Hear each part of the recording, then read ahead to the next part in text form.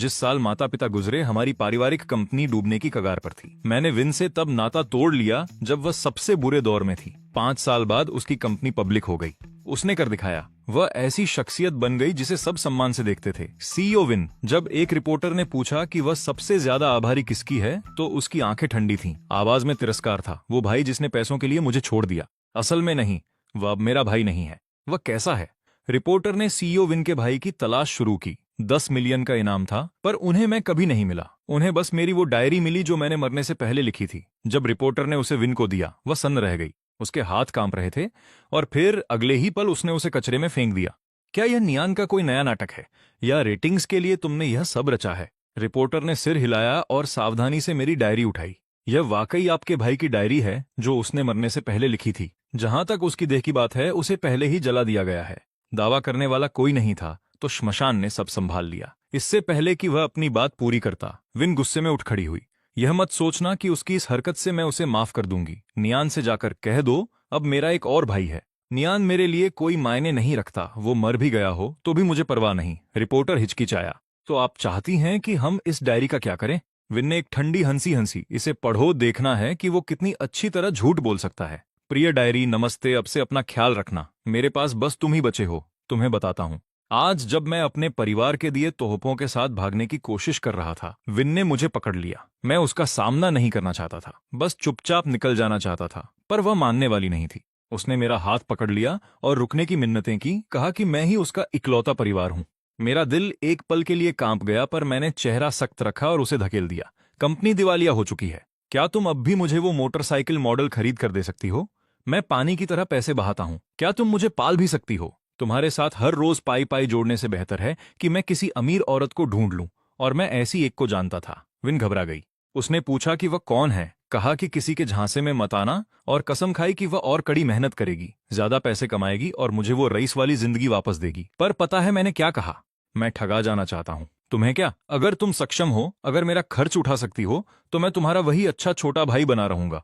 मैं घर आ जाऊंगा। पर तुम्हारे पास पैसे कब होंगे? विन जैसी अहंकारी इंसान। उसने मुझे रोकने के लिए घुटने टेक दिए। दिल तोड़ने वाला है ना? मैंने मुंह फेर लिया। जब वह देख नहीं रही थी, मैंने अपनी आंखों के कोने से आंसू पोंछे। फिर मैंने उसे तमाचा जड़ दिया। मैंने कहा, मेरा पीछा छोड़ दो, मेरे भविष्य की राह में आना बंद करो। यहां तक कि उससे सारे रिश्ते तोड़ने की धमकी दी। उस तमाचे ने विन को सन्न कर दिया। वह जड़वत खड़ी रही, लाचारी से मुझे अपना सामान ले जाते हुए देखती रही। मुझे माफ करना विन, वाकई बहुत चोट पहुंची होगी। यह पन्ना पढ़ने के बाद रिपोर्टर लिन ने गहरी सांस ली। मुझे नहीं पता था कि सीईओ विन अपने भाई पर इतनी निर्भर थी। पर कैमरा विन की ओर मुड़ा। उसके चेहरे पर कोई भाव नहीं आया। पत्थर की तरह ठंडी वह हल्के से बोली, मुझे पछतावा है। मुझे पछतावा है कि मैं उसके लिए इतनी अच्छी थी। मैंने एक एहसान फरामोश कुत्ता पाला। प्रिय डायरी, मैं वापस आ गया हूं। आज मैं और जांच करवाने के लिए दूसरे अस्पताल गया। काश पहली रिपोर्ट गलत होती, तब मैं वापस जाकर विन से माफी मांग पाता। मुझे बस अपना अभिमान त्यागना पड़ता और वह मुझे पहले की तरह माफ कर देती। पर जिंदगी में करिश्मे नहीं होते। डॉक्टर ने गंभीर चेहरे से मुझे देखा। तुम्हारे माता पिता कहाँ हैं? यह लिवर का आखिरी स्टेज का कैंसर है। तुम्हें तुरंत अस्पताल में भर्ती होना होगा।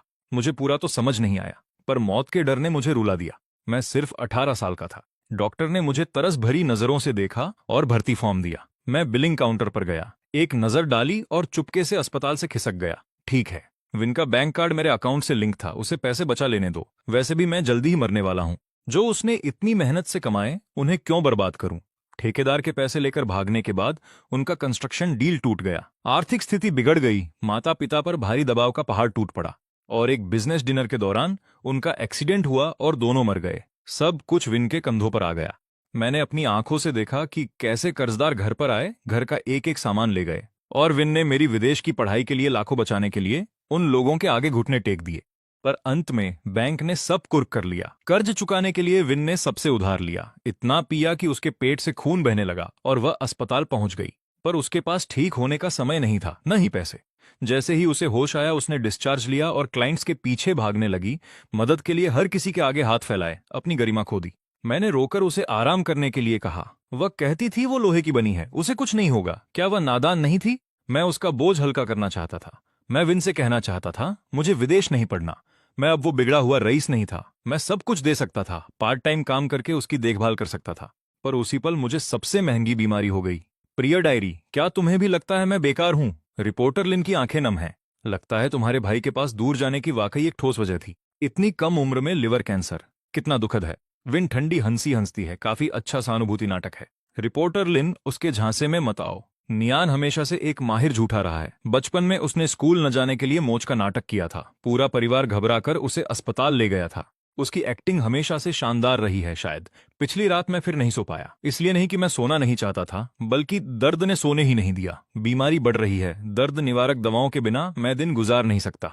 पर मेरे पास पैसे नहीं हैं, और अभी कुछ ज्यादा जरूरी है। अगर मैंने किराया नहीं भरा तो मकान मालिक मुझे बाहर निकाल देगा। अब मैं वो अनुभव करने वाला हूं जिसे विन और मैं पुल के नीचे सोना कहते थे। मुझे पुराने मार्शल आर्ट उपन्यासों में यह बहुत कूल लगता था। अब जब मैं बड़ा हो गया हूं, मुझे डर लग रहा है। पैसे न बचे तो मेरे पास माता पिता के दिए तोहफों को ऑनलाइन बेचने के अलावा कोई चारा नहीं था। ये उन चंद चीजों में से थे जो मैं अपने साथ लाया था। लेकिन जब लोगों ने खरीदने के लिए मैसेज किया तो मैंने मना करने का बहाना ढूंढ लिया। सच तो यह है, मैं उन्हें बेचने की हिम्मत नहीं जुटा पाया।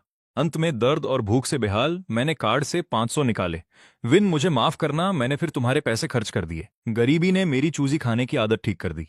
जब मैं भूख से बेहोश होने वाला था, मैंने कचरे से एक गंदा बासी बन उठाया और खा लिया। सच कहूं तो बुरा नहीं था। गरीबी वाकई रईस वाली जिंदगी का इलाज है। मैंने बाजार से बन और पानी की बोतल खरीदी और फार्मेसी से दर्द की दवाएं। बाकी मैंने बचा लिए। मेरे टीचर का फिर फोन आया। उन्होंने पढ़ाई जारी रखने को कहा। मेरे जैसे ग्रेड वाले इंसान को यूं गायब नहीं होना चाहिए। मुझे डर था कि वह विन से संपर्क करेंगे, तो मैंने कहा कि मैं छोड़ रहा हूं। पर उन्होंने फिर भी विन को फोन कर दिया। उसने मुझे फोन किया। उसकी आवाज सख्त थी। नियान, मुझे पता है तुम मुझसे कुछ नहीं चाहते। मुझे परवाह नहीं कि तुम किस औरत के साथ चिपक गए हो, पर सिर्फ उसके लिए अपनी उस पढ़ाई को मत फेंको जिस पर तुम्हें हमेशा गर्व था। क्या यही वो इंसान है जिसे मम्मी पापा ने पाला? उसे फोन किए 10 दिन हो चुके थे, पर ऐसा लगा जैसे आधी जिंदगी बीत गई हो। मैंने अपना मुंह हाथ से दबा लिया ताकि सुबकियां बाहर ना आए। आंसू फिर भी बह गए। विन, मुझे तुम्हारी बहुत याद आती है। दूसरी तरफ धैर्य खोते हुए उसने एक आखिरी बात जोड़ी। यह शोर मत मचाओ वरना मैं सच में तुमसे रिश्ता तोड़ लूंगी। उसने फोन काट दिया। मैं बहुत देर तक रोया। प्रिय डायरी, मैं विन को ब्लॉक करने वाला हूं। कल मैं कागजी कार्रवाई पूरी कर दूंगा।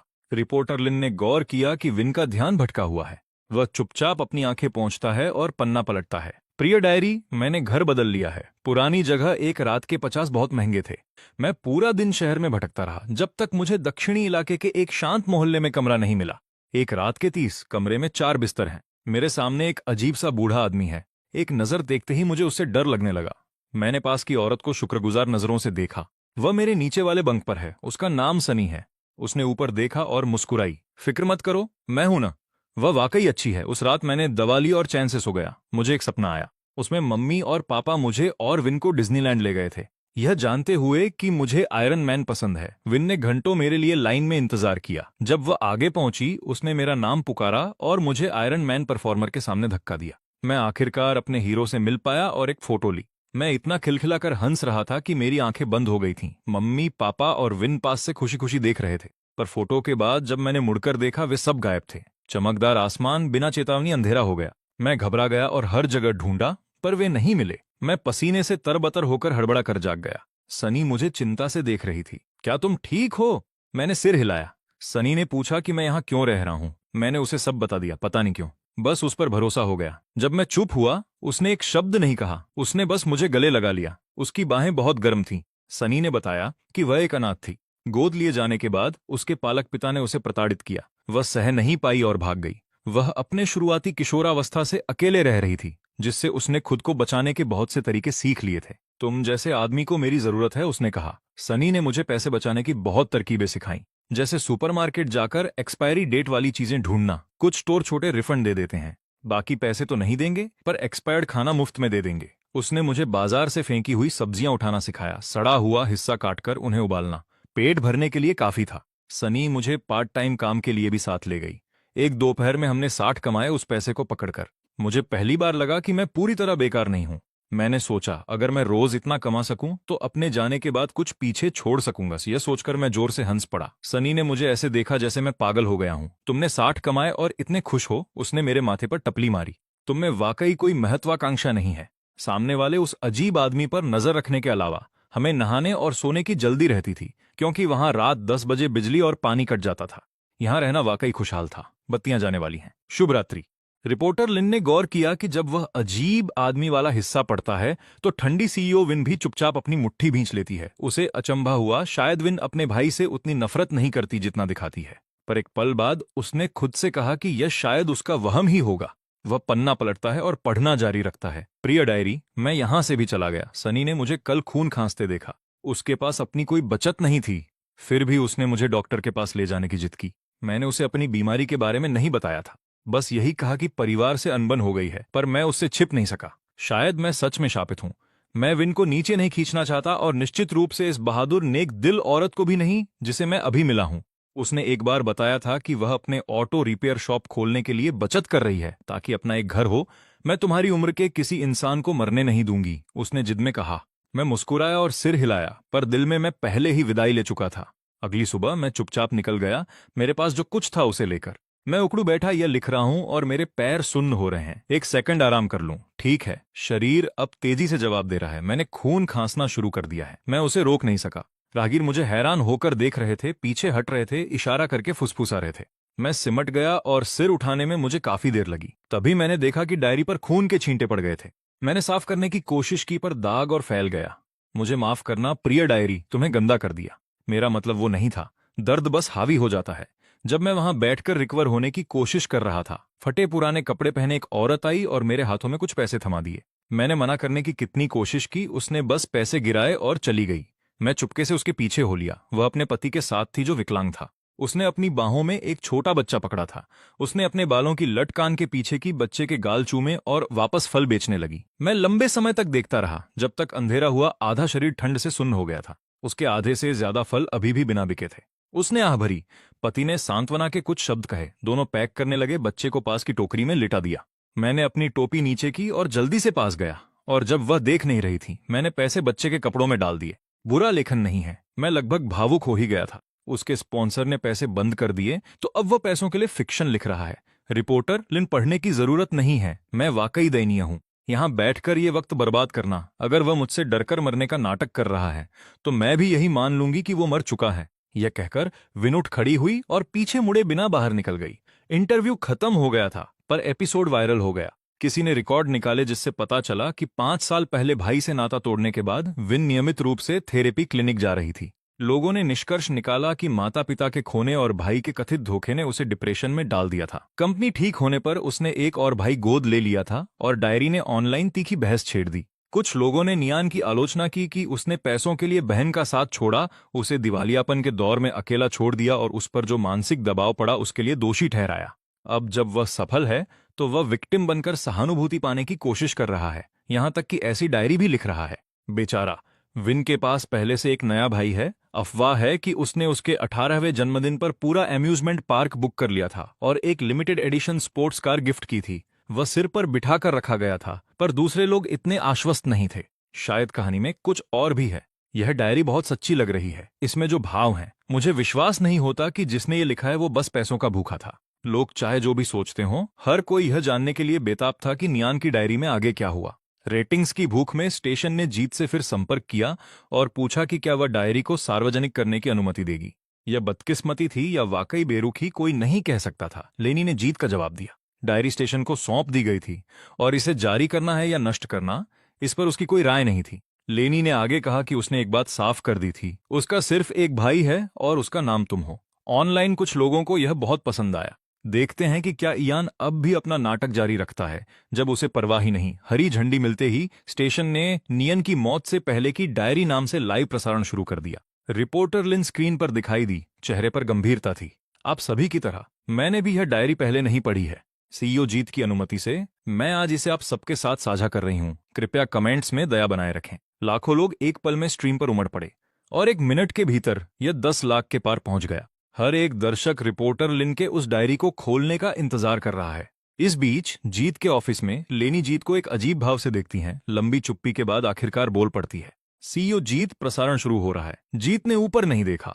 मैंने कहा मुझे उसके बारे में और कुछ नहीं सुनना। रिपोर्टर लिन ने एक लंबी गहरी सांस ली और डायरी खोली। प्रिय डायरी, आज मुझे एक कुत्ता मिला। मैं इसमें नहीं पढ़ना चाहती थी, लेकिन यह अपना घायल पैर घसीटते हुए मेरे पीछे आ रहा था, धीरे धीरे कुनमुना रहा था। मैं जानती थी कि मैं उसकी देखभाल करने की हालत में नहीं हूं, इसलिए मैंने हिम्मत जुटाई और आगे बढ़ गई। लेकिन 2 कदम बाद ही मैं पीछे मुड़ गई। जैसे ही मैंने उसे उठाया, छोटे पीले कुत्ते की आंखें चमक उठीं। उसने मेरी हथेली को बार बार चाटा। मैंने एक आह भरी। उसे साफ पता था कि मैं कमजोर दिल हूं। मैंने उसका नाम लकी रखा, यह सोचकर कि शायद उसे लंबी और खुशहाल जिंदगी मिले और वह मेरी तरह ना हो जाए। मैं उसे वेटनरी क्लिनिक ले गई। सिर्फ जांच की फीस ने मुझे कंगाल कर दिया। सर्जरी का खर्चा 2,000 आता। इसके बिना लकी मर जाएगा। मैंने अपनी बाहों में लकी की ओर देखा और डॉक्टर से सावधानी से पूछा, क्या मैं इसे कुछ दिनों बाद ला सकती हूँ? और देरी नहीं हो सकती। कल तक का समय था। मैं लकी को पकड़े सुध-बुध खोए क्लिनिक से बाहर निकली और सड़क के किनारे बैठ गई। मैंने उससे बात की। तुम कितने मूर्ख हो, इतने अमीर लोगों के रहते तुम्हें मैं मिली जो लगभग मरने वाली है। अकेलेपन को तो मैं स्वीकार कर सकती थी, लेकिन मैं पूरी तरह बर्बाद भी हूं। मैं 2,000 कहां से लाऊंगी? कुत्ते को एक शब्द भी समझ नहीं आया। वह बस खुशी में अपनी पूंछ हिला रहा था, घर मिल जाने का जश्न मना रहा था। उसे देखकर मेरी आंखों में आंसू आ गए। मेरे पास कोई चारा नहीं था। मैं एटीएम गई, हिचकिचाते हुए खड़ी रही और 2,000 निकालने के लिए हाथ बढ़ाया। पिछली बार जीत, यह आखिरी बार है जब मैं तुम्हारे पैसे खर्च कर रही हूं। लेकिन कार्ड ब्लॉक था। जीत ने उसे बंद कर दिया था। मेरा दिल डूब गया। सही तो था ना? मैंने ही कहा था कि मुझे उससे कोई लेना देना नहीं। उसके पास मेरे लिए पैसे खर्च करने का कोई कारण नहीं था। मेरा जीत से संपर्क करने का कोई इरादा नहीं था, लेकिन मजबूर थी। लकी की खातिर मैंने उसका नंबर अनब्लॉक किया और कॉल किया। फोन बजता रहा। मुझे लगा वह नहीं उठाएगी। तभी उसने ठंडे लहजे में फोन उठाया। क्या इरादा बदल गया? तुमने मुझे ब्लॉक किया और अब खुद कॉल कर रही हो। क्या तुमने नहीं कहा था कि तुम्हें मुझसे कोई मतलब नहीं, या फिर पैसे खत्म हो गए? उसके हर शब्द ने मुझे बोलने से पहले ही चोट पहुंचाई। मैं बस फोन काटना चाहती थी, लेकिन लकी मेरी बाहों में था, मुझे याद दिला रहा था। मुझे 2,000 भेज दो। जीत एक पल के लिए खामोश हो गई, फिर चुपचाप गुस्से में बोली, तुम इतनी देर तक मुझे कॉल नहीं करती। तुम यह भी नहीं पूछती कि मैं खा रही हूं या नहीं, ठीक से सो रही हूं या नहीं, या क्या तुम्हें मेरी याद आई? तुम्हें बस पैसे चाहिए। बस यही है ना? मैंने अपने होंठ दबा लिए। गले में नमक और तांबे जैसा स्वाद उभर आया। मैंने उसे अंदर दबाया और सपाट स्वर में जवाब दिया, हाँ। जीत का गला जैसे रुंध गया। तो ठीक है, पैसे चाहिए, मैं तुम्हें सब कुछ दे दूंगी। खुश अब? मुझे कभी तुमसे कोई उम्मीद नहीं रखनी चाहिए थी। नियन, सच में तुम्हारा कोई दिल नहीं है। आज से हम भाई बहन नहीं रहे। उसने फोन काट दिया। मैं खुद को संभाल नहीं सकी। मैं झुक गई और उल्टियां करने लगी। लकी को पकड़े हुए बहुत सारा खून था। अंधेरे फुटपाथ पर पता भी नहीं चल रहा था। लकी बहुत डरा हुआ था, कुनमुना रहा था और बार बार मेरा चेहरा चाट रहा था। मैंने उसे धीरे से सहलाया। दर्द तो था, लेकिन मैं दर्द से सुन्न हो रही थी। सीने की कसक ज्यादा बुरी थी। मैंने फोन चेक किया। जीत ने 20,000 भेजे थे। जब मैंने फालतू पैसे वापस भेजने की कोशिश की तो पता चला उसने मुझे ब्लॉक कर दिया था। मैं लकी को पकड़े घंटों रोती रही। मुझे तभी पता चल गया कि जीत ने मुझसे वाकई नाता तोड़ लिया है। मैं चाहती थी कि वह मुझे भूल जाए, मुझसे रिश्ता काट ले, लेकिन अब जब उसने वाकई ऐसा कर दिया था तो दुख से मेरा दम घुट रहा था। लकी, अब मेरा कोई घर नहीं बचा। लाइव कमेंट्स की बाढ़ आ गई थी। यह इतना गहरा असर क्यों कर रहा है? भले ही यह लड़का नाटक कर रहा हो, कहानी दिल तोड़ देने वाली है। मेरी आंखों में आंसू आ गए हैं। आगे बताओ, लकी का क्या हुआ? कुत्ता बोल नहीं सकता। वह बस घर मिलने का जश्न मना रहा है। सही बात है। अब तक कुछ लोग अभी भी मुझे फ्रॉड कह रहे थे, सहानुभूति के लिए विक्टिम कार्ड खेल रहा है। लेकिन पहले के मुकाबले यह सागर में एक बूंद के बराबर था। ऐसा लग रहा था कि अब सबको लकी की किस्मत की ज्यादा परवाह थी। कमेंट से प्रेरित होकर रिपोर्टर लिन ने खुद को संभाला और पन्ना पलटा। प्रिय डायरी, बहुत दिन हो गए। खुशखबरी, लकी की सर्जरी हो गई। यह अब स्वस्थ है। बस एक ही बात है, लकी बहुत ज्यादा चिपका रहता है। मैं जहां भी जाती हूं यह पीछे पीछे आता है। मैं सोती हूं तो यह मेरे पैरों के पास दुबक जाता है। बुरी खबर, मेरी बीमारी और बिगड़ गई है। मुझे नहीं पता मेरे पास कितना समय बचा है। शायद 1 महीने से भी कम। जब मैं फार्मेसी में भारी मात्रा में पेन किलर खरीदने जाती हूँ तो स्टाफ मुझे शक से देखता है, जैसे उन्हें लगता है कि मैं नशेड़ी हूँ। गनीमत है, मेरे पास अभी भी मेडिकल रिपोर्ट है। थोड़ी मिन्नतें अक्सर उन्हें नरम कर देती हैं, लेकिन पेन किलर का असर कम हो रहा है। बस सोने के लिए मुझे और ज्यादा दवा लेनी पड़ती है।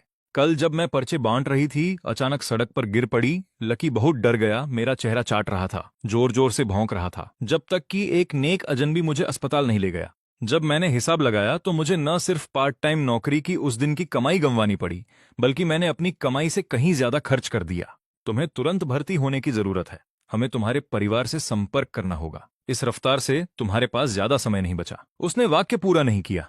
उसे जरूरत भी नहीं थी। मैंने स्पष्ट जवाब दिया, जल्दी से वहां से निकल गई। अस्पताल में रहना मेरे बस का नहीं, बहुत महंगा है। प्रवेश द्वार के बाहर मुझे लकी मिला। मुझे देखते ही वह दौड़ पड़ा। लेकिन उस रात दर्द के कारण मैं करवटें बदलती रही। लकी ने मेरी तड़प महसूस कर ली। वह परेशान था, लेकिन बेबस। वह बस मेरे करीब सटकर बैठ गया और चाटने लगा, जैसे उसकी अपनी आंखों में आंसू हों। मैंने धीरे से हाथ उठाकर उसे दिलासा दिया, सब ठीक है। लेकिन अगले ही पल मैं बाथरूम की ओर दौड़ी, टॉयलेट के ऊपर झुककर उल्टी करने लगी। ऐसा लग रहा था जैसे मेरा शरीर अंदर बची हर चीज को बाहर निकालना चाहता है। मुझे नहीं पता कितनी देर तक चला। उल्टियां करती रही जब तक दुनिया अंधेरे में डूब नहीं गई। जब मुझे होश आया, लकी मेरा चेहरा चाट रहा था। मैंने आईने में देखा और खुद से डर गई। क्या हालत हो गई है। बाल झड़ रहे हैं, त्वचा पीली पड़ गई है, जो गोल मटोल गाल होते थे अब इतने धंस गए कि ठुड्डी नुकीली हो गई है। जीत मुझे चिढ़ाया करती थी कि मेरे बच्चे जैसे चेहरे की वजह से मैं बिल्कुल मासूम दिखती हूँ। लेकिन अब ऐसा लगता है कि यह चेहरा सच में हमेशा ऐसा ही रहेगा। जवान दिखना हमेशा अच्छी बात नहीं होती। मैं धीरे धीरे बड़ी होना चाहती थी, जीत के साथ रहना चाहती थी, उसे अपना जीवन बनाते, प्यार करते, खुशियां पाते देखना चाहती थी। मैंने मुंह धोया, गालों को थपथ पाया, खुद को थोड़ा हौसला दिया। इसमें एक अच्छी बात यह है, कम से कम जीत मुझे इस हालत में नहीं देख सकती, वह घबरा जाएगी। मैंने दर्द निवारक दवाएं निगली और सो गई, लेकिन आधी रात को बुखार में तपते हुए जाग गई। प्रिय डायरी, बहुत दर्द हो रहा है। मुझे जीत की याद आ रही है। मैं उसे बहुत मिस कर रही हूँ। बस एक बार उसे और देखना चाहती हूँ। दूर से देखूंगी तो भी चलेगा। यह बहुत बड़ी मांग नहीं है ना? मैं उसे ढूंढने जा रही हूँ। लकी मेरे साथ आ रहा है। मैंने एक टोपी, मास्क और काला कोट पहन लिया, काफी कूल जासूस जैसा। मुझे बस दूर से जीत की एक झलक देखनी है। प्रिय डायरी, मैं वापस आ गई हूँ। जीत बिल्कुल वैसी ही लग रही है जैसे हमेशा दिखती थी, शायद और भी खूबसूरत और लंबी, पर दुबली भी। मैंने खुद से कहा कि एक नजर देखूंगी और चली जाऊंगी, लेकिन वह खुश नहीं लग रही। वह कितनी आसानी से मुस्कुरा दिया करती थी। बिना सोचे मैंने उसका पीछा किया। मुझे नहीं पता था कि जीत अस्पताल क्यों जा रही है या वह किसी थेरेपिस्ट से क्यों मिल रही है। उसके जाने के बाद मैंने उसके डॉक्टर से पूछा। उसने पहले मना कर दिया, मरीज की गोपनीयता की बात थी। लेकिन मेरे बार बार गिड़गिड़ाने पर उसने एक लंबिया भरी और जो बता सकता था बताया। जीत बीमार है, गंभीर रूप से बीमार। माता पिता की मौत का उसे गहरा सदमा लगा। मेरे जाने ने उसे और बिगाड़ दिया। वह खुद को दोष देती है। उसे लगता है कि वह काबिल नहीं थी, कि वह मेरी देखभाल करने में नाकाम रही और इसलिए मैं उसे छोड़ गई।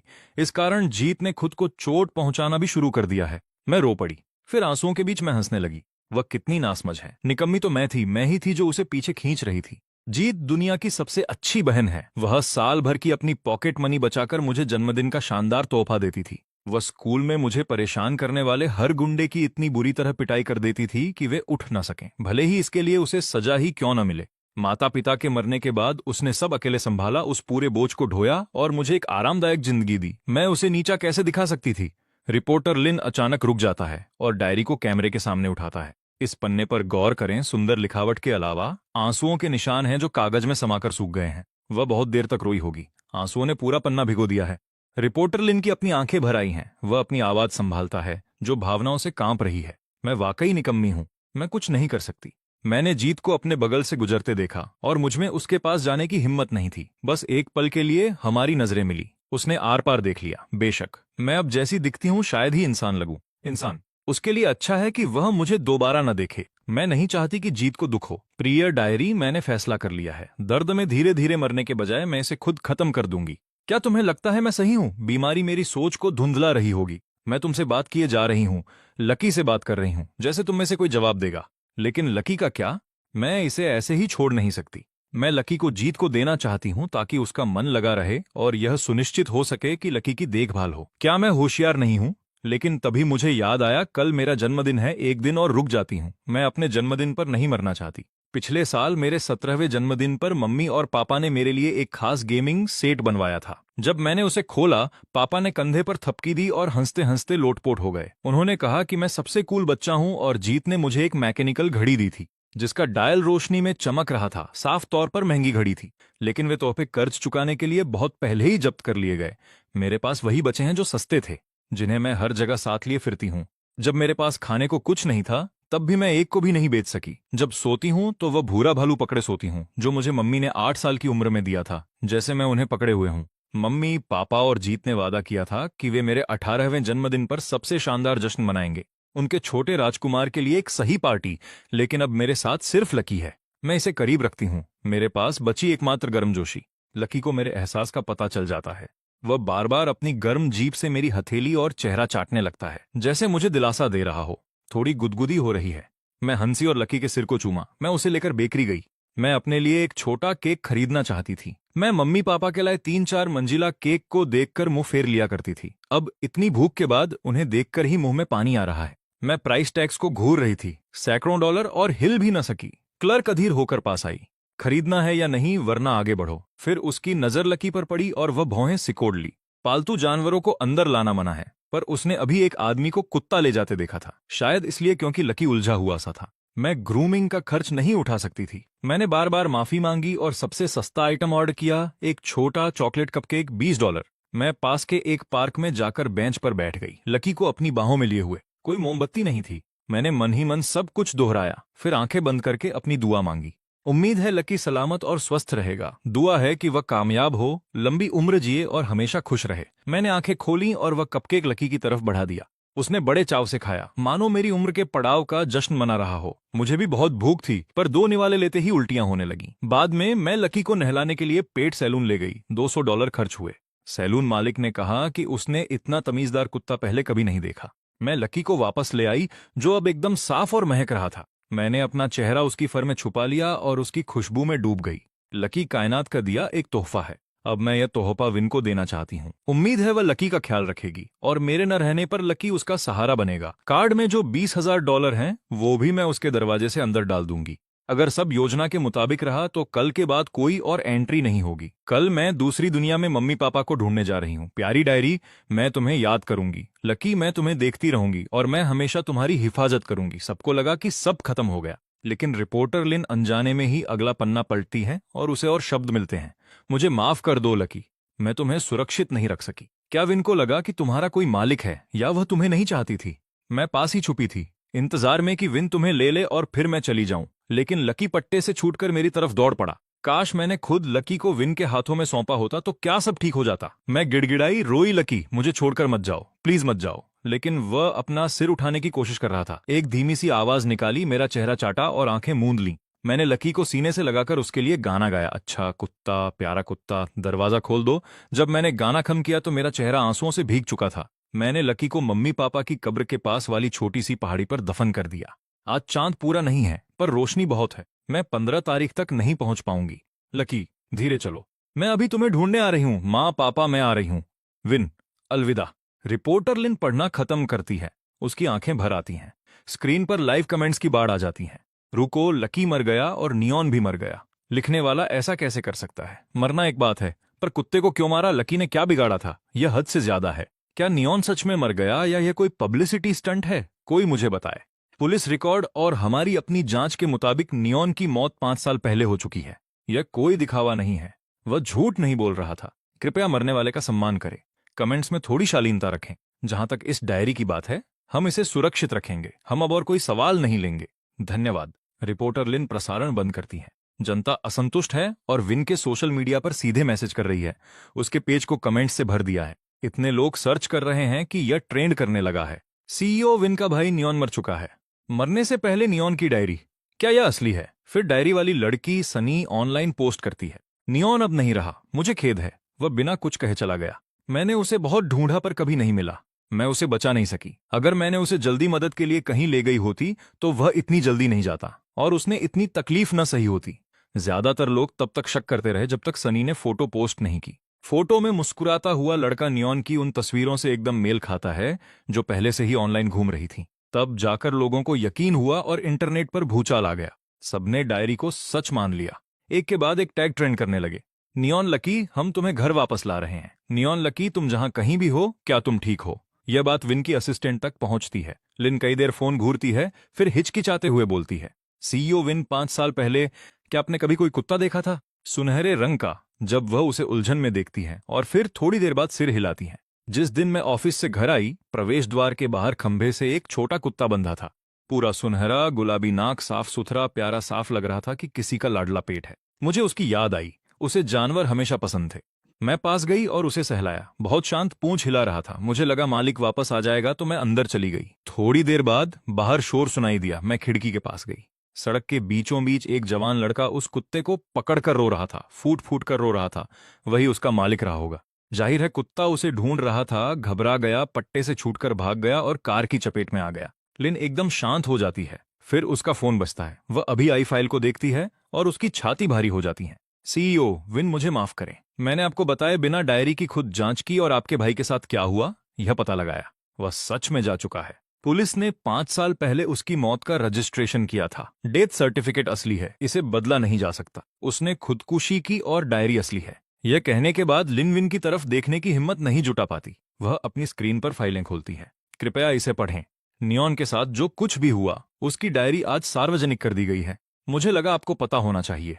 वह दरवाजे की तरफ बढ़ती है।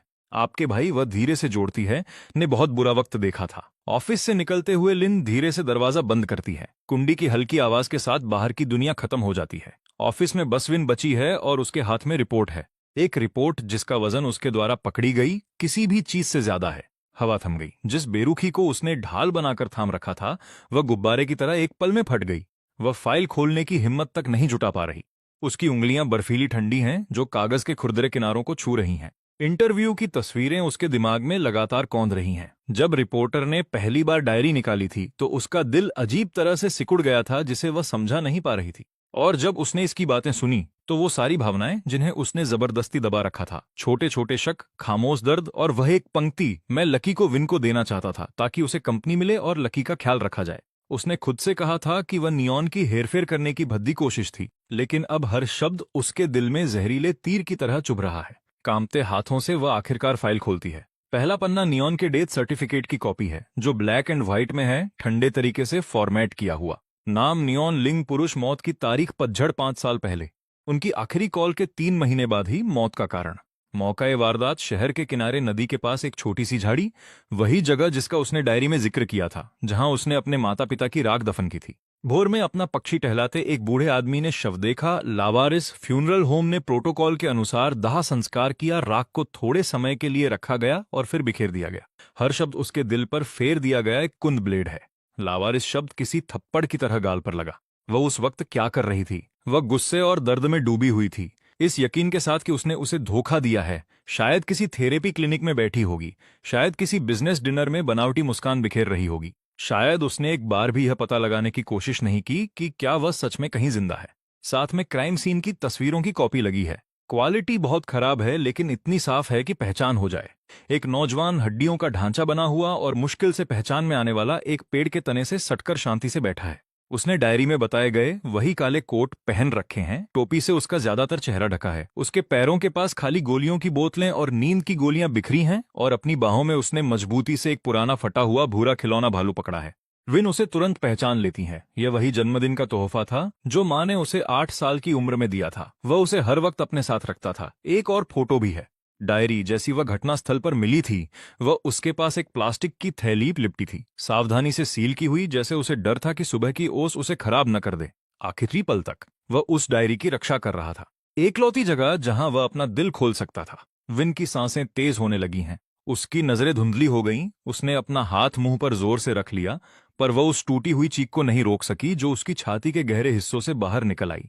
जिन आंसुओं के बारे में उसे लगा था कि वे सूख चुके हैं, वे अब बाढ़ की तरह बह रहे हैं, उसकी त्वचा को झुलसा रहे हैं। नियॉन, वह बुदबुदाती है मेरे नियॉन। उसकी आवाज इतनी भारी है कि लग ही नहीं रही कि वह उसकी है। यह कोई सहानुभूति का ड्रामा नहीं था, कोई मनगढ़ंत कहानी नहीं थी। वह सच में बीमार था, सच में बदहाल था, सच में अपने आखिरी दिन दर्द में और दुनिया द्वारा ठुकराया हुआ गुजार रहा था, और फिर भी वह उसके बारे में सोच रहा था। यह बहन जो कभी उसके लिए अच्छी नहीं थी, उसने जानबूझकर वे भयानक बातें कही थीं, उसे अपनी जिंदगी से दूर धकेला था।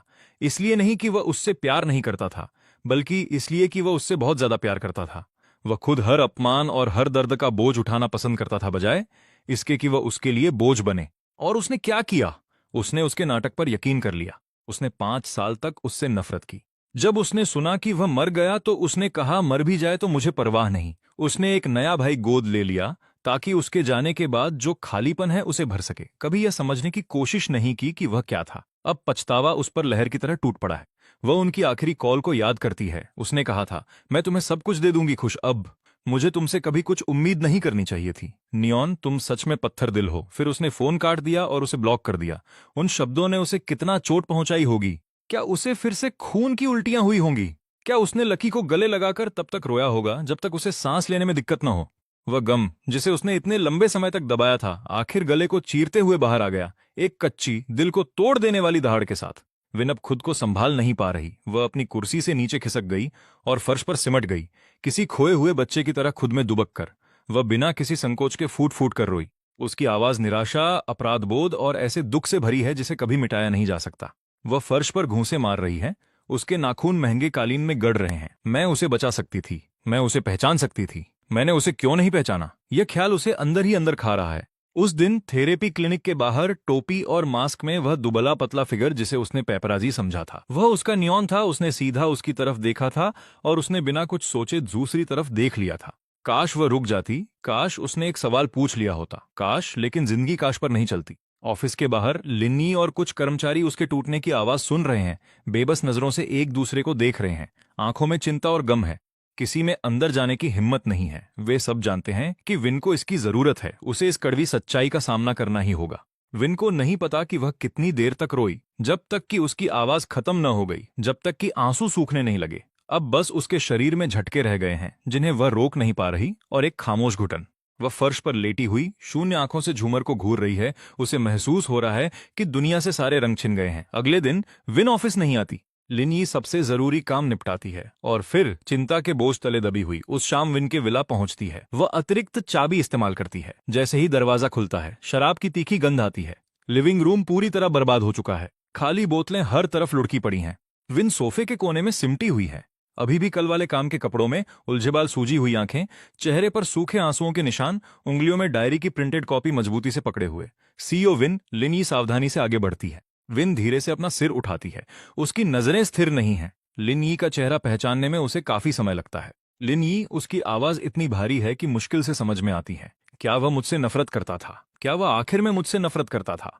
लिन यी का दिल टूट जाता है।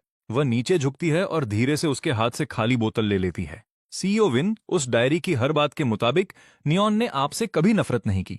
आखिरी पल तक वह सिर्फ यही चाहता था कि आप खुश रहें। खुश? उसकी आवाज कांपती है। मैंने उसे खो दिया, मुझे खुश रहने का क्या हक है? वह दूसरी बोतल उठाने के लिए हाथ बढ़ाती है। लिन यी उसे रोक लेती है। सीईओ विन, आप खुद को इस हाल में नहीं देख सकती। अगर नियॉन आपको इस हाल में देख पाता तो उसकी रूह को कभी शांति नहीं मिलती। निया की सिसकियों और हवा की फुसफुसाहटों के बीच आंसू फिर छलक पड़े। वह दर्द से इतनी नफरत करती थी। वह कितना डर गया होगा अकेले मरते हुए, और लकी भी उसके साथ नहीं था। मरते वक्त उसने माँ का टेडी बियर थाम रखा था। वह टूट चुकी है, वह बस बेआवाज रो रही है। लिनी अपनी पूरी ताकत लगाकर विंड को बिस्तर तक पहुंचाती है। वह उसे थोड़ा पानी पिलाने की कोशिश करती है। विंड नींद की धुंध में खो जाती है, जिसकी भौहें अब भी तनाव में है। लिन ये जानती है कि विंड को वक्त चाहिए, लेकिन इस हालत में कंपनी का क्या होगा और आने वाले दिनों में विंड का क्या होगा? क्या वह पूरी तरह बदल जाएगी? वह ऑफिस जाना बंद कर देती हैं, किसी काम से इनकार कर देती हैं और खुद को विला में बंद करके सिर्फ शराब के सहारे दिन काटती है। वह खुद को नशे में सुन्न करना चाहती है, लेकिन इस धुंध में निया का चेहरा और उभर कर सामने आता है। वह छोटा लड़का जो उसके पीछे चलकर उसे अपनी मीठी आवाज में पुकारता था। वह अनाड़ी जिद्दी किशोर जो हर बात पर पलटवार करता था। और आखिर में अंधेरे में वह दुबला पतला साया जो एक मरे हुए कुत्ते को अकेले पकड़े बैठा था। उसका गोद लिया भाई यू विदेश से वीडियो कॉल करता है। स्क्रीन पर उस चेहरे को देखकर जो धुंधला सा निया जैसा दिखता है, लेकिन जिसे दौलत की तमाम सुख सुविधाओं ने गढ़ा है। अचानक वह घृणा और शर्म से भर जाती है। वह क्या कर रही थी? क्या वह निया का विकल्प ढूंढ रही थी, या उसके साथ नाइंसाफी है और निया के साथ धोखा? वह अपना आपा खो देती है और स्क्रीन पर मौजूद उस डरे हुए चेहरे पर चिल्लाने लगती है। उसके कुछ ही समय बाद वह उसे विदेश के एक प्रतिष्ठित बोर्डिंग स्कूल में भेज देती है। वह उसके नाम पर एक ट्रस्ट फंड बनाती है जो उसकी पूरी जिंदगी के लिए काफी है। यू को भेजे ईमेल में वह बस लिखती है, मुझे माफ करना, मैं कभी अच्छी बहन नहीं रही, अपनी जिंदगी जियो। वह इस विकल्प से नाता तोड़ लेती है, जैसे कि ऐसा करके वह असली निया के कर्ज को थोड़ा कम कर सकेगी। कंपनी डूबने लगती है, शेयरधारक गुस्से में है। मीडिया में खबरें चलने लगती हैं कि सीईओ विंड निजी कारणों से मानसिक संतुलन खो बैठी हैं।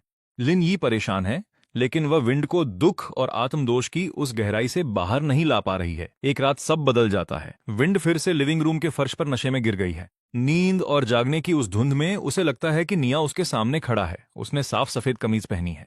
उसकी मुस्कान वैसी ही चमक रही है जैसे बचपन में थी। उसके कदमों में लकी खुशी से पूंछ हिला रहा है। विंड निया की छवि कहती है, उसकी आवाज धीमी है, खुद को चोट पहुंचाना बंद करो, क्या तुम मेरे लिए ऐसा कर सकती हो? निया। विंड हाथ बढ़ाती है और हवा को पकड़ती है। आंसुओं से सब कुछ धुंधला हो जाता है। मैं माफी चाहती हूं, मुझे बहुत अफसोस है, मैं गलत थी, मैंने कभी तुम्हें दोषी नहीं माना। उस छवि की मुस्कान गर्म बनी रहती है। तुम्हें इतना आगे बढ़ते देखकर मैं बहुत खुश हूं विंड, मुझे तुम पर गर्व है। प्लीज हम दोनों के लिए पूरी तरह जियो, खुश रहो, मैं हमेशा से यही तो चाहता था। निया। विंड इतनी बुरी तरह सिसक रही है कि बोल भी नहीं पा रही। मुझसे वादा करो विंड। वह छवि धुंधली होने लगती है, आवाज धीमी पड़ जाती है। मैं वादा करती हूँ, मैं वादा करती हूँ, विंड चिल्लाती है और अचानक उठ बैठती है। कमरा खाली है, खिड़की से चांदनी अंदर आ रही है। वहां कोई निया नहीं है, लेकिन सपना इतना असली लगता है। उसके शब्द अभी भी कानों में गूंज रहे हैं। दुख फिर से उमड़ आता है, विशाल और कुचल देने वाला। लेकिन इस बार उसके अंदर कहीं कुछ नया है। रोशनी की एक किरण, हल्की पर अटूट। हाँ, निया मरते दम तक विंड की खुशहाली की कामना कर रहा था, और यहां वह खुद को तबाह कर रही है। निया कितना दुखी होगा कहीं से भी देखते हुए, वह उसे निराश नहीं कर सकती। वह उसके बलिदान को व्यर्थ नहीं जाने दे सकती। अगली सुबह लिनी फिर से विला आती है, चेहरे पर चिंता लिए। वह रुक जाती है। विंड पहले ही जाग चुकी है, उसने नहा लिया है, साफ कपड़े पहने हैं। उसका चेहरा अब भी पीला और निस्तेज है, लेकिन उसकी आंखों में अब वह खालीपन नहीं है। उनमें अब कुछ है, एक ऐसी स्पष्टता जो लगभग क्रूर है। एक फैसला लिया जा चुका है। विंड की आवाज अब भी भारी है पर शांत है। लिनयी, मेरे लिए सबसे अच्छे प्राइवेट डॉक्टर का इंतजाम करो। पूरा चेकअप होगा, और बोर्ड को सूचित करो आज दोपहर वीडियो मीटिंग है। सीईओ विंड, क्या आप? मैं ठीक हूं। विंड उसकी बात काट देती है। उसकी नजर खिड़की के बाहर चमकती धूप पर टिकी है। या यूं कहें, मुझे निया के लिए बेहतर होना होगा और सब ठीक करना होगा। लोहे जैसे इरादों के साथ विंड खुद को फिर से बनाना शुरू करती है। वह डॉक्टर की सलाह मानती है। वह शराब छोड़ देती है। वह खुद को खाने, सोने और सामान्य जीवन जीने के लिए मजबूर करती है। वह फिर से काम में डूब जाती है, पहले से कहीं अधिक तेज, सख्त और कुशल। कंपनी संभल जाती है, लेकिन जो लोग उससे करीब से जानते हैं वे इसे महसूस कर सकते हैं। सीईओ विंड, जिसमें कभी थोड़ी सी गर्माहट थी, वह अब जा चुकी है। अब वह एक मशीन की तरह काम करती है, ठंडी और अथक, जैसे सिर्फ अंतहीन काम ही उसके खालीपन को भर सकता है। लेकिन काम से इतर वह एक लंबी खामोश तलाश शुरू करती है। वह निया के आखिरी महीनों का हर निशान ढूंढना चाहती है। उसे उन 5 महीनों को समझना है जब वह उसकी जिंदगी से नदारद थी। वह कैसे जीता था, उसने खुद को कैसे संभाला था। लिन यी के जरिए वह सनी को ढूंढ निकालती है। वह महिला जिसने ऑनलाइन पोस्ट किया था, वे एक कैफे के प्राइवेट कमरे में मिलती हैं। विंड उस महिला को देखती है, व्यावहारिक और सीधी बात करने वाली। सनी विंड को देखती हैं और उसके भाव जटिल हैं। उसमें सहानुभूति है और कुछ हद तक राहत भी। सीईओ विंड, आप आखिरकार आ गई। सनी एक लंबी सांस लेती हैं। मैंने पहले आप तक पहुंचने की कोशिश की थी। आपके असिस्टेंट ने मुझे मना कर दिया। मुझे लगा आपको निया की वाकई परवाह नहीं है। मुझे परवाह है। विंड की आवाज धीमी है, उसमें एक थरथराहट है जो मुश्किल से महसूस होती है। मैं बस अंधी थी, एक मूर्ख। प्लीज मुझे निया के बारे में सब कुछ बताओ। सनी उस महिला को देखती है जो ऊपर से इतनी शक्तिशाली लगती है, लेकिन जिसकी आंखें अथाह दुख से भरी हैं। सनी कुछ समझती है और बात शुरू करती है। वह गंदे से अर्बन विलेज हॉस्टल से कहानी शुरू करती है। वह निया की मासूमियत, उसकी जिद के बारे में बताती है कि कैसे वह खून की उल्टियां करता था, फिर भी अस्पताल जाने से मना करता था। कैसे उसने उसे मजबूर किया, तब जाकर उसने बताया टर्मिनल लिवर कैंसर। वह बताती है कि कैसे उसने अपने पास जमा हर पैसा उसे इलाज के लिए देने की कोशिश की।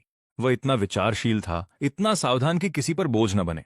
सनी की आंखें लाल हैं। वह कहता रहता था कि वह मुझे नीचे नहीं खींच सकता, कि मैंने मेहनत से पैसे कमाए हैं, कि मुझे इसे अपनी ऑटो शॉप खोलने के लिए चाहिए। जब वह गया तो उसने सिर्फ कुछ कपड़े और वह पुराना फटा हुआ टेडी बियर लिया। उसके बाद मैंने उसे बहुत ढूंढा। मैं हर उस जगह गई जहां वह जा सकता था, अस्पताल, पार्क, पुलों के नीचे, लेकिन यह शहर बहुत बड़ा है, मैं उसे ढूंढ नहीं पाई। सनी की आवाज भर आती है। काश मैंने उस पर और ध्यान दिया होता। काश मैंने उसे अस्पताल जाने के लिए मजबूर किया होता। विंड खामोशी में सुनती है, उसके नाखून उसकी हथेलियों में गड़ रहे हैं। इतने समय तक जब वह रजनमन में डूबी थी, तब कोई था, एक अजनबी जिसने निया को थोड़ी सी गर्माहट दी थी। एक घर दिया था जो उसे ढूंढने के लिए पूरा शहर छान मार रही थी। और वह उसकी अपनी सगी बहन। विंड एक लंबी सांस लेती है। शुक्रिया सनी, जब उसे सबसे ज्यादा जरूरत थी तब वहां रहने के लिए शुक्रिया। अगर तुम कुछ भी चाहती हो तो प्लीज बताओ। सनी अपना सिर हिलाती है। मुझे कुछ नहीं चाहिए। मैंने ऑनलाइन पोस्ट इसलिए किया क्योंकि मैं चाहती थी लोग जाने। निया एक अच्छा इंसान था। वह उन बातों के लायक नहीं था जो लोग उसके बारे में कहते थे। सीईओ विंड, अगर आप वाकई उसके लिए कुछ करना चाहती हैं तो बस अच्छा जीवन जिए। उसके बलिदान को बेकार न जाने दे। ये शब्द उसके सपने में सुने गए निया के शब्दों की गूंज की तरह लगते हैं। वे विंड के दिल में कहीं गहराई से उतरते हैं। वह कैफे से निकलती है और सनी द्वारा दी गई जानकारी का पीछा करती है। वह उस अर्बन विलेज जाती है जहां निया रहता था। सालों बीत चुके हैं। इलाका तोड़कर नया बना दिया गया है। अब वहां एक शॉपिंग मॉल खड़ा है। वह व्यस्त चौराहे पर खड़ी होकर कल्पना करने की कोशिश करती है कि निया यहां कैसे रहा होगा, उस डरावने आदमी से छिपकर, कुछ डॉलर के पार्ट टाइम काम के लिए मुस्कुराते हुए। हर ख्याल उसके सीने में चाकू की तरह चुभता है। वह सुपरमार्केट, बाजार और उस एनिमल क्लिनिक भी जाती है जिसका जिक्र निया ने अपनी डायरी में किया था। क्लिनिक का मालिक अभी भी वही है। विंड उसे निया की फोटो दिखाती है। उसके फोन में सेव एक फोटो, 17 साल का निया बेफिक होकर हंसता हुआ। मालिक उसे लंबी देर तक देखता है। वह अपना सिर हिलाता है। हर दिन इतने जानवर यहाँ आते हैं। मैं नहीं कह सकता कि मुझे वह याद है। विंड हार नहीं मानती, वह लकी का हुलिया बताती है। एक छोटा क्रीम रंग का कुत्ता जिसकी पिछली टांग में पुरानी चोट थी। मालिक भौहें सिकोड़कर गौर करता है। उसकी यादों के किसी कोने में कुछ हलचल होती है शायद, पर मुझे पूरी जानकारी याद नहीं है। विंड हिम्मत नहीं हारती। वह अपने रसूख का इस्तेमाल कर उस अधिकारी को ढूंढती है जिसने निया का केस संभाला था। वह रिटायर होने वाला है, पर उसे यह केस साफ याद है। वह विंड को नदी के किनारे उस उपवन में ले जाता है जहां निया का शव मिला था। वह पानी के किनारे खड़े एक बड़े पेड़ की ओर इशारा करता है। वह आहा भरता है। वह बच्चा उसे देखकर ही दिल टूट जाता था। ठीक वहीं वहां सन्नाटा था। वह ऐसे लग रहा था जैसे सो रहा हो। हमने गहराई से जांच की थी, किसी साजिश का कोई सबूत नहीं मिला। हमने डायरी भी पढ़ी थी। यह उसकी अपनी मर्जी थी। उसके पास ज्यादा कुछ नहीं था, सिर्फ वह टेडी बियर, डायरी और थोड़े पैसे। हमने परिवार को खोजने के लिए पब्लिक नोटिस निकाला था, पर कोई नहीं आया। अधिकारी विंड की ओर देखता है। वह अपनी बात पूरी नहीं करता। विंड उस पेड़ के नीचे खड़ी होती है। शुरुआती गर्मियों की हवा पत्तों से होकर गुजरती है।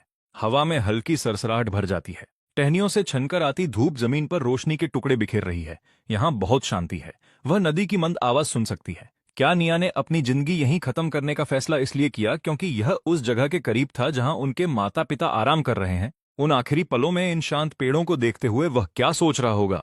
क्या वह अपने माता पिता के बारे में सोच रहा था? बचपन की वह पारिवारिक यात्रा। वह नीचे झुकती है। वह अपने हाथों को धीरे से पेड़ की खुरदरी छाल पर फेरती है, जैसे वह निया की छोड़ी गई आखिरी गर्माहट को महसूस कर सके।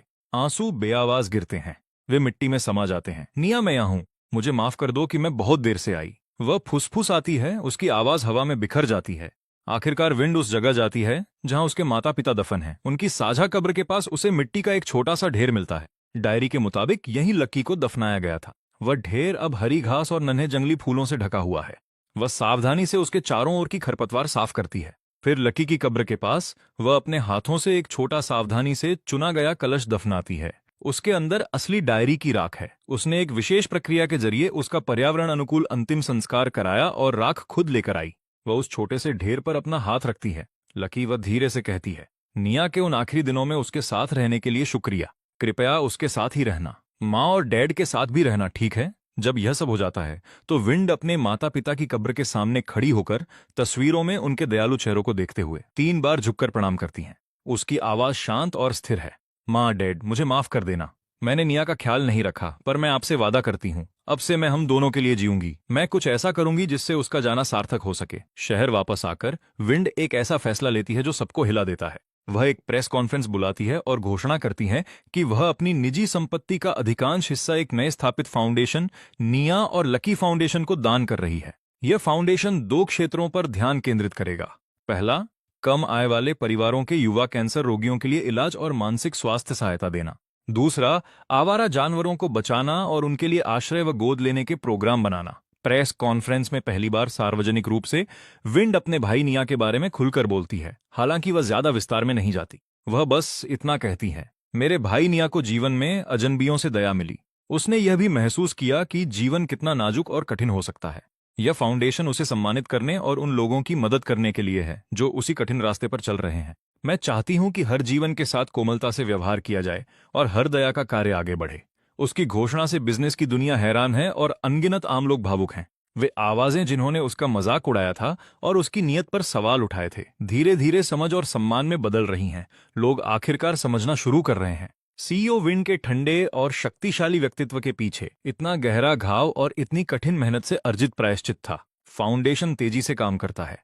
विंड खुद हर प्रोजेक्ट देखती हैं। अस्पताल में उन बच्चों से मिलने जाती हैं जिन्हें फाउंडेशन मदद दे रहा है, और आश्रयों में जाकर उन जानवरों के साथ बैठती है जो घर मिलने का इंतजार कर रहे हैं। और इस सब के बीच उसके चेहरे पर कभी कभी कुछ असली और सौम्य भाव आते हैं। उसकी आंखों का दुख पूरी तरह नहीं गया है, लेकिन लगता है कि उसने उसके साथ जीना सीख लिया है। वह अक्सर फाउंडेशन द्वारा समर्थित एक बच्चों के अस्पताल जाती है। वह वार्ड के बाहर बैठकर उन बच्चों को देखती है जो अपनी बीमारी से लड़ रहे हैं। एक दिन एक छोटा लड़का, जिसे वही टर्मिनल लिवर कैंसर है जो निया को था, कीमोथेरेपी के कारण गंजा, उसकी तरफ देखता है और मुस्कुराता है। उस पल में विन को नियान एक छोटे बच्चे जैसा लगा। वो उसके पास गई और प्यार से उसके सिर पर हाथ रखा।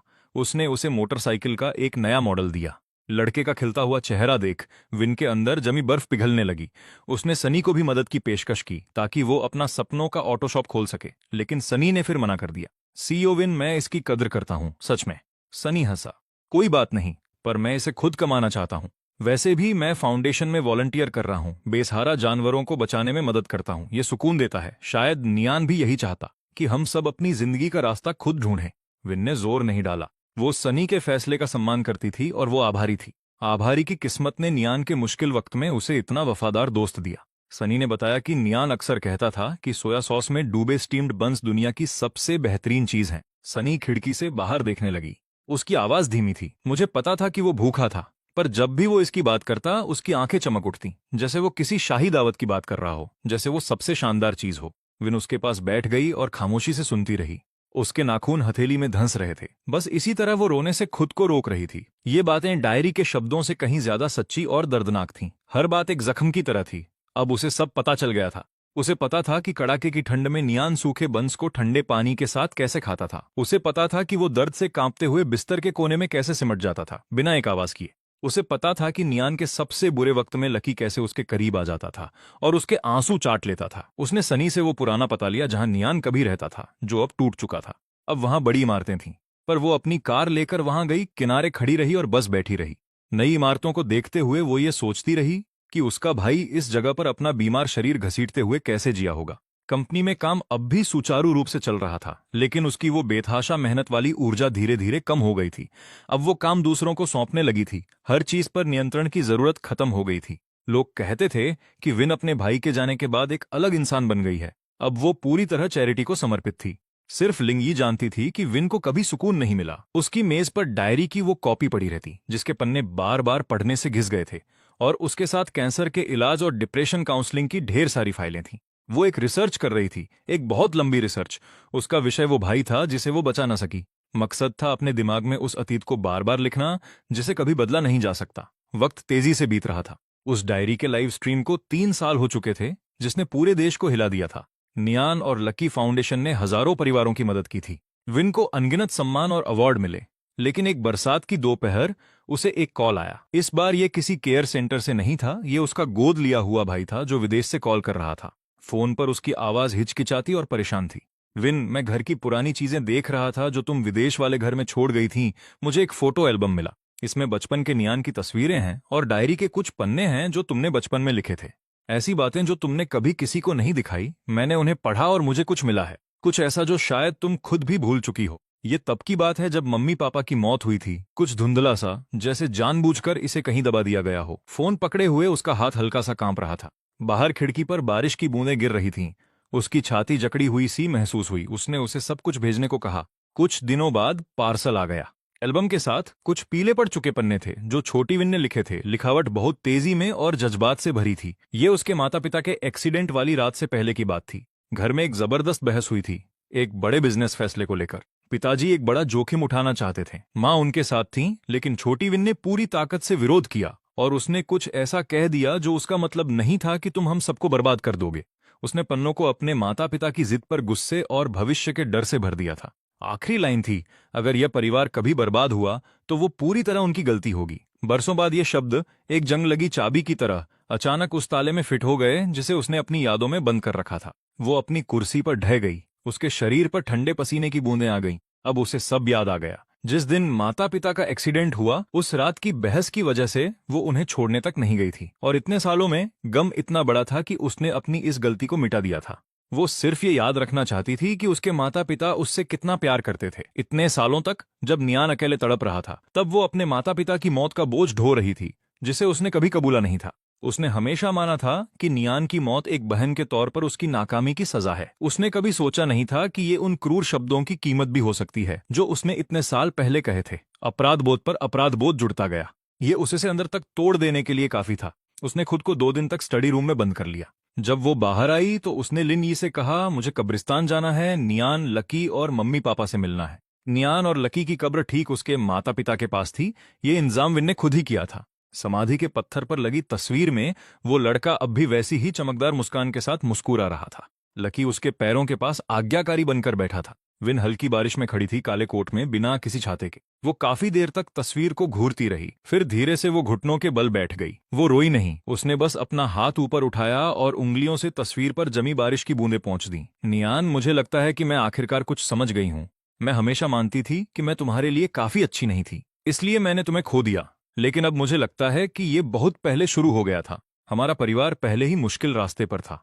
पिताजी उस जुए पर अड़े थे, माँ ने उनका साथ दिया। मैं उस वक्त बहुत जिद्दी थी और तुम्हारी भयानक बीमारी, ये सब मिलकर वो बन गया जो आज है। मैं गलत थी, मैं तब बहुत छोटी थी। मैंने वो बातें कही जो मुझे नहीं कहनी चाहिए थी, और मैं ये भी गलत थी कि बरसों तक खुद को साबित करने में लगी रही, तुम्हारी तकलीफ को देख ही नहीं पाई। और ये जानकर भी कि सच क्या है, मैं सिर्फ खुद को सजा देती रही, तुम्हारी आखिरी ख्वाहिश को भूल गई। तुमने कहा था कि तुम चाहते हो कि मैं ताउम्र खुश रहूं। बहुत समय तक मुझे लगा कि ये मुमकिन ही नहीं है। तुम्हारे बिना मेरी खुशियां कहां से आती। वो रुक गई। बारिश उसके बालों से होकर गिर रही थी और उसके उन आंसुओं के साथ मिल गई जिन्हें वो अब रोक नहीं पा रही थी। पर अब मैं कोशिश करना चाहती हूँ। मैं तुम्हारे लिए नियान और लकी फाउंडेशन का ख्याल रखूंगी। मैं तुम्हारी तरह और भी बच्चों की मदद करूंगी। मैं कंपनी को अच्छे से चलाऊंगी और उसे ऐसा बनाऊंगी जो ज्यादा लोगों की मदद करे। मैं अब अपनी जिंदगी को वाकई अपनाना चाहती हूँ। तुम्हें भी, उस बच्चे के लिए भी आसान नहीं था। नियान, शायद मैं खुद को कभी पूरी तरह माफ न कर पाऊं, लेकिन मैं तुम्हें वादा करती हूँ, मैं खुद को अतीत में नहीं दफन करूंगी। मैं तुम्हारे लिए अपने प्यार को साथ रखकर जीऊंगी, वाकई जीऊंगी। शायद यही तुम मुझसे देखना चाहते थे, है ना? वो आगे झुकी और अपना माथा समाधि के ठंडे पत्थर पर टिका दिया, जैसे उसे उस तरफ से कुछ महसूस हो रहा हो। बारिश धीमी हो गई। सूरज की एक किरण बादलों को चीरती हुई बाहर निकली और कब्रिस्तान पर फैल गई, सफेद गुलबहार के फूलों को रोशन करती हुई, जो उसने अभी अभी कब्र पर रखे थे। पंखुड़ियों पर पड़ी बारिश की बूंदें रोशनी पकड़कर चमकने लगी। विन खड़ी हो गई। उसने आखिरी बार तस्वीर में अपने भाई के चेहरे को देखा, फिर वो मुड़ी और चल दी। उसके कदम अब उतने भारी नहीं थे जितने आते वक्त थे। धीमे थे पर स्थिर थे। कब्रिस्तान के किनारे लगे चीड़ के पेड़ों से होकर हवा गुजरी, एक धीमी सरसराहट के साथ, जैसे कोई आहो, जैसे आखिरकार कोई चीज छूट गई हो। ये वो जगह है जहां कहानी कुछ पल रुक सकती है, माफी के बारे में, मुक्ति के बारे में, और इस बारे में कि कैसे आप घावों से भरे होने के बावजूद आगे बढ़ते रहते हैं।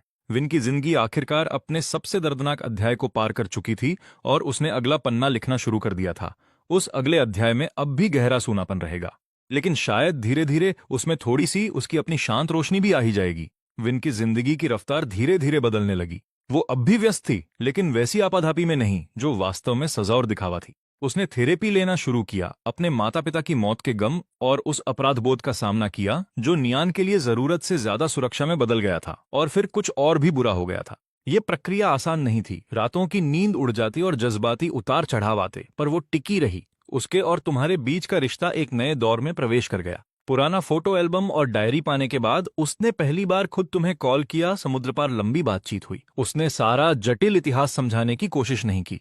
उसने बस शुक्रिया अदा किया, दिल से, उस हिस्से को दिखाने के लिए जो वो अपने बारे में भूल गई थी। उसने तुम्हें बताया कि वो उस दूरी और अनिश्चितता को समझती है जो तुमने महसूस की होगी, और उसने साफ कर दिया कि चाहे जो भी खून का रिश्ता हो, अब वो परिवार है। वो अब तुम्हारे साथ कुछ ठोस बनाना चाहती थी। अपना ख्याल रखना, विन। फोन रखने से पहले तुमने धीमी आवाज में कहा। विन की अटूट प्रतिबद्धता और मजबूत नेतृत्व में नियान और लकी फाउंडेशन लगातार बढ़ता रहा। वो अब सिर्फ आर्थिक मदद से संतुष्ट नहीं थी। उसने पेशेवर सामाजिक कार्यकर्ताओं की एक टीम बनाना शुरू किया जो जरूरतमंदों को थेरेपी और स्वास्थ्य सेवा दे सके। फाउंडेशन के वार्षिक समारोह में एक युवा लड़की जिसे फाउंडेशन ने मदद दी थी, उसने विन का हाथ पकड़ लिया। लड़की का चेहरा आंसुओं से भीगा था। सुश्री विन, शुक्रिया, आपने और नियान ने मुझे दूसरी जिंदगी दी है। उस पल में विन के दिल में जो उठा वो सिर्फ आभार नहीं था, ये सुकून के करीब कुछ था। एक अजीब सी शांति, जैसे नियान की जिंदगी किसी और रूप में चल रही हो। वो अब भी कब्रिस्तान जाती है, पर सिर्फ दुखी होने के लिए नहीं। कभी कभी वो सूरजमुखी के फूल लाती है, नियान के पसंदीदा। कभी कभी वो बस शांति से बैठती है और उनसे बातें करती है। फाउंडेशन के बारे में अपडेट, ऑफिस के किसी मुश्किल दिन की शिकायतें, वैसे ही जैसे वो तब करती थी जब नियान वहां था। एक बार उसने लकी की छोटी समाधि के सामने एक नया खिलौना भी रखा। लकी, उसने धीरे से कहा, उसका ध्यान रखना। वक्त चलता रहा। 2 साल और बीत गए। एक बिजनेस फोरम के बाद एक शाम होटल की लॉबी में विन का सामना एक जाने पहचाने चेहरे से हुआ। रिपोर्टर लिन, वही शख्स जिसने पहली बार डायरी खोजी थी और वो लाइव स्ट्रीम होस्ट किया था, जिसने सब बदल दिया। वो अब मीडिया जगत में एक सम्मानित हस्ती था, जिसकी कनपटी के बाल सफेद होने लगे थे। वो एक मुस्कान के साथ आगे बढ़ा। उसकी आंखों में कुछ तलाशने वाली एक खामोशी थी। सीईओ विन, बहुत समय हो गया। विन ने सिर हिलाया। रिपोर्टर लिन, आपसे मिलकर अच्छा लगा। वो होटल के कैफे में साथ बैठ गए। कुछ औपचारिक बातों के बाद रिपोर्टर लिन हिचकिचाया, फिर पूछा, सीईओ विन, क्या आप ठीक हैं? ये बीते कुछ साल। विन धीरे धीरे अपनी कॉफी हिलाने लगी। उसकी नजर बाहर की व्यस्त सड़क पर थी। मैं ठीक तो नहीं कहूंगी, उसने धीरे से कहा, पर बुरा भी नहीं। मैंने खुद के साथ समझौता करना सीख लिया है। अतीत के साथ जीना, शायद बड़ा होना इसी को कहते हैं। इसकी कीमत बहुत ज्यादा थी, उस डायरी ने बहुत से लोगों को बदला, मुझे भी। इसने मुझे सिखाया कि जिंदगी कितनी नाजुक है और परिवार की अहमियत कितनी है। मैं लंबे समय से शुक्रिया कहने का सही मौका तलाश रही थी, और साथ ही मुझे खेद भी है। जिस तरह सच सामने आया उसके लिए मुझे आपका शुक्रिया अदा करना चाहिए। रिपोर्टर लिन ने कहा, आपने मुझे नियान की आखिरी आवाज दी। ये दर्दनाक था, लेकिन उस डायरी के बिना मैं शायद बाकी जिंदगी उस झूठ में बिता देता जो मैंने खुद के लिए बनाया था। ये तो उसके साथ सबसे बड़ी नाइंसाफी होती। उनके बीच एक खामोशी छा गई। फिर रिपोर्टर लिन ने अपना फैसला कर लिया। उसने अपने ब्रीफकेस में हाथ डाला और एक हल्का सा पीला लिफाफा निकाला। उसने उसे टेबल पर विन की तरफ सरका दिया। विन ने उसे देखा। ये क्या है? जब हम नियान का सामान देख रहे थे, ये डायरी के साथ था। उस वक्त मुझे लगा ये सही समय नहीं था, तो मैंने इसे रख लिया। पर अब मुझे लगता है कि समय आ गया है। विन का दिल जोर से धड़का। उसने एक लंबी सांस ली और लिफाफा सावधानी से खोला। अंदर कोई पत्र नहीं था। ये एक चित्र था जो थोड़ा फीका पड़ गया था। कागज नोटबुक से फाड़ा गया था, किनारे टेढ़े मेढ़े थे। सीन को रंगीन पेंसिल से सावधानी से बनाया गया था। चमकदार नीला आसमान, गर्म धूप, हरी घास, एक छोटी लड़की पोनीटेल में और एक बड़ी प्यारी सी मुस्कान। साफ तौर पर वो छोटी विन थी। एक छोटे लड़के नियान का हाथ थामे हुए, उसका दूसरा हाथ एक छोटे क्रीम रंग के कुत्ते को पकड़े हुए था। उनके पीछे मम्मी और पापा खड़े थे। उनके चेहरे खुशियों से भरे थे। ऊपरी बाएं कोने में कुछ कांपती हुई लेकिन सच्ची लिखावट थी, मेरा परिवार। लेखक नियान, विन के हमेशा खुश रहने की कामना। चित्र के पीछे एक और लाइन लिखी थी, छोटा और थोड़ा बिखरा हुआ। बाद में गहरे रंग की स्याही से लिखा गया, जीत मुझे माफ कर दो और मैं तुमसे प्यार करती हूँ। आंसू फौरन जीत की आंखों में भर गए। वह मानो उसे देख पा रही थी। बीमारी से खोखला हो चुका वह लड़का अपने अंतिम दिनों में दर्द को सहते हुए कांपते हाथों से उस मिलन की लकीरें खींच रहा था जिसका उसे अरमान था, पर वो उसे कभी न मिल सका। इस चित्र में कोई शिकायत नहीं है, सिर्फ प्यार और माफी है। जीत उस पतले कागज को ऐसे पकड़ती है जैसे वह दुनिया की सबसे अनमोल चीज हो। एक आंसू उस चित्र पर गिरता है, वह फौरन अपनी उंगलियों से उसे पोंछ लेती है। उसे डर था कि कहीं उसके भाई की आखिरी निशानी धुंधली न पड़ जाए। उसने कभी मेरे बारे में सोचना बंद नहीं किया, जीत ने कहा, रिपोर्टर लिन से और खुद से। रिपोर्टर लिन ने सिर हिलाया, आंखें लाल थीं। बिना कुछ कहे उस रात जीत ने उस चित्र को फ्रेम करवा लिया। उसने उसे अपने स्टडी रूम में डायरी की प्रति के बगल में टांग दिया। वह उसके सामने बहुत देर तक खड़ी रही। आने वाले दिनों में जीत वही ताकतवर सीईओ जीत रही जो व्यापार की दुनिया को चलाती थी। वही नियन और लकी फाउंडेशन की शक्ति बनी रही। लेकिन उसके भीतर एक कोना हमेशा उस 18 साल के लड़के और उसके छोटे कुत्ते के लिए कोमल रहेगा। अब वह भूलने की कोशिश नहीं करती। उसने उन्हें यादों में साथ रखना चुना। वह उस भारी प्रेम के साथ दुनिया में चलती रही, वैसे जीने की कोशिश करती रही जैसा नियन उसे जीते हुए देखना चाहता था। और वह जानती थी जीवन में बारिश का मौसम फिर आ सकता है, लेकिन उसके दिल में उसने अपने और नियन के लिए एक पक्की गर्म पनाहगाह बना ली थी। कहानी का अंत साधारण मायनों में सुखद नहीं था, पर वह सच था, और वह पूरा है अपने जख्मों के बावजूद। जीत का जीवन धीरे धीरे एक नए ढर्रे पर आ गया। मेरे परिवार नाम का वह चित्र उसके भीतर के सबसे ठंडे कोने में रोशनी की किरण जैसा था। यह दुख को मिटाता नहीं, पर खुद को दोषी मानने की तीखी कसक को कम कर देता था। वह समझ गई कि नियन उसके लिए सिर्फ दर्द और पछतावा नहीं छोड़ गया था, वो प्यार, शुद्ध और निस्वार्थ प्रेम और उसकी दुआएं भी छोड़ गया था। यह समझ उसे आगे बढ़ने की असली ताकत देती है। वह सिर्फ काम ही नहीं, अपने जीवन को भी संवारने लगी। उसने दोबारा ऑयल पेंटिंग शुरू की, जो उसे बचपन में बहुत पसंद थी। उसने वीकेंड क्लास ज्वाइन की। तारपीन की महक और कैनवास पर ब्रश का एहसास उसे वर्षों बाद मिली शांति जैसा था। वह परिदृश्य और निर्जीव चीजें बनाती, पर कभी लोग नहीं, कभी परिवार नहीं। वह चित सिर्फ नियन का है और वह उसे कभी दोबारा नहीं बनाना चाहेगी। तुम के साथ उसका रिश्ता स्वाभाविक होता गया। ग्रेजुएशन के बाद तुम घर वापस आ गया। उसने पारिवारिक कंपनी ज्वाइन नहीं की, उसने खुद ही एक टेक स्टार्टअप में नौकरी पाली। जीत इसका सम्मान करती है। जब वह करियर में मुश्किल दौर से गुजरता है तो वह उसे आदेश नहीं, नजरिया देती है, जो सिर्फ अनुभव रखने वाला ही दे सकता है। वे कभी कभी साथ में खाना खाते हैं।